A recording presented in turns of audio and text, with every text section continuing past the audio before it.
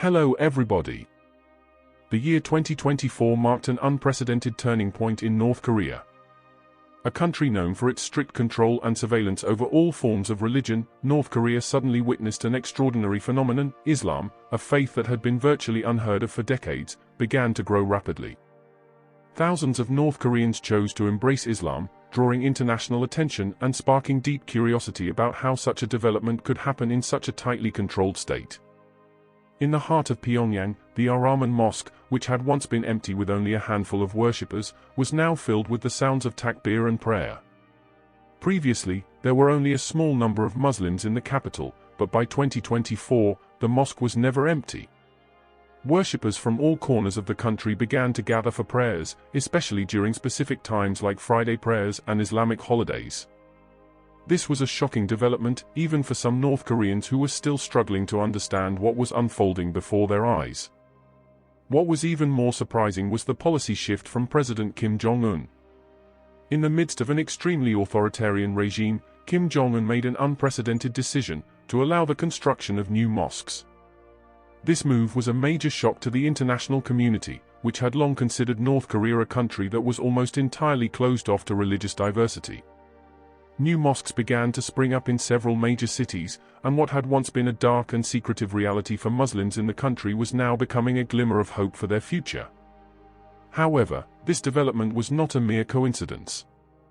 Multiple factors came into play: global influence, increasingly difficult to control information, and a deep desire for peace by individuals who felt alienated by the harsh system. Hidden communication channels began to emerge, and through these routes, Islamic teachings spread rapidly. Ordinary citizens of North Korea began to seek out more knowledge about Islam through translated books, encrypted media, and even secret meetings with Muslims from abroad. The Al-Rahman Mosque became a significant symbol of this change. As the number of Muslim worshippers increased, the mosque also transformed into a center of religious activity, spreading peace and offering guidance.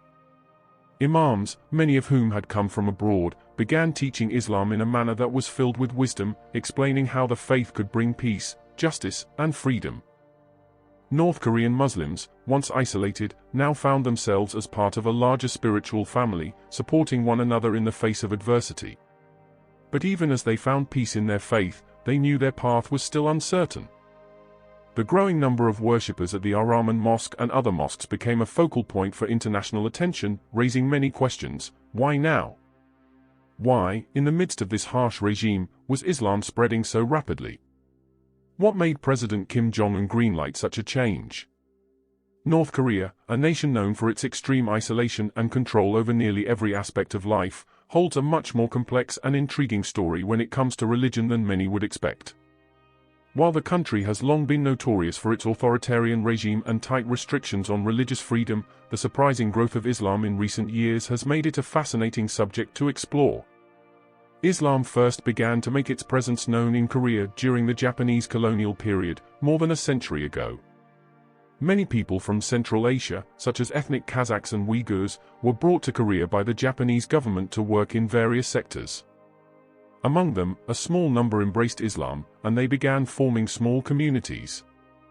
After the division of Korea in 1948, the North Korean government, under the leadership of Kim Il-sung, adopted an atheist state policy, which banned most religious practices, including Islam. However, even though Islam remained limited in North Korea, the government allowed for the construction of a single mosque in the capital, Pyongyang, during the 1960s. The Al-Rahman Mosque built at that time served more as a symbol of friendship between North Korea and Muslim-majority countries, particularly from the Middle East, than a place of worship for a substantial Muslim community. At that point, the number of Muslims in North Korea was negligible, and the mosque was used mainly by foreign diplomats and visitors from Islamic countries. In 2024, however, something unexpected happened. Islam began to grow rapidly in North Korea, with thousands of citizens choosing to embrace the faith. This phenomenon has taken many by surprise, both domestically and internationally. People began to notice the remarkable shift as more and more citizens, farmers, intellectuals, and even some government officials showed interest in learning about Islam. One of the key factors driving this change was the increasing access to information from abroad. despite North Korea's stringent control over media and communications, technology such as the internet and encrypted communication devices began to spread, enabling citizens to access information that was previously beyond their reach. Many North Koreans became familiar with Islam through translated books, documentaries, and even secret meetings with Muslims from outside the country. The biggest challenge faced by Muslims in North Korea has always been the state's stance on religion. Since the time of Kim Il-sung and continuing under Kim Jong-il, the country maintained strict control over religious practices, allowing only those religions that aligned with the state ideology to exist. However, under the leadership of Kim Jong-un, there has been a small but significant shift in policy. In a move that shocked the world, Kim Jong-un allowed the construction of new mosques and religious places of worship in several large cities and provided more freedom for Muslims to practice their faith. This decision was a major turning point in North Korea's historically restrictive policies on religion. New mosques began to emerge, and the government allowed for limited religious activities, although they remained closely monitored. Even during the holy month of Ramadan, Muslims in North Korea were allowed to fast without fear of interruption or punishment. Despite the growth of Islam, Muslims in North Korea still face numerous challenges. They live under constant surveillance, and every aspect of their lives is monitored. Practicing their religion openly is risky, and they must be cautious about how and when they conduct prayers and religious meetings. Nevertheless, despite these limitations, Muslims in North Korea have displayed incredible resilience and dedication to their faith. Even with the obstacles, many North Korean Muslims hold on to hope for a brighter future. They believe that the rise of Islam in their country is just the beginning of a larger transformation that will eventually lead to greater religious freedom. Every new mosque built, every new worshipper who joins the community, is seen as a step toward a more inclusive society, where they can practice their faith without fear. The growth of Islam in North Korea is a fascinating story of resilience, hope, and faith. It shows how religion, even in the most difficult circumstances, can find a way to spread and thrive. As North Korean Muslims continue to navigate the challenges they face, their journey will surely have an impact on the future of the country. Islam in North Korea is a truly unique phenomenon, existing in a country where religious freedoms are highly restricted and the state tightly controls nearly every aspect of its citizens' lives. Despite these challenges, Islam has managed to carve out a space for itself in the most unexpected of places. The emergence and growth of Islam in North Korea offers a fascinating glimpse into the resilience of faith in one of the world's most isolated nations. Here are the unique features that make Islam in North Korea particularly remarkable. One of the most profound aspects of Islam in North Korea is its ability to unite people in the face of adversity. For many North Koreans who have chosen to embrace Islam, their faith provides them with a sense of spiritual refuge and unity in a society that is often divided and highly controlled. In a country where individual freedoms are heavily suppressed, Islam offers a sense of community and solidarity. It becomes not just a religion, but a means to find peace in a nation marked by constant struggle and political tension.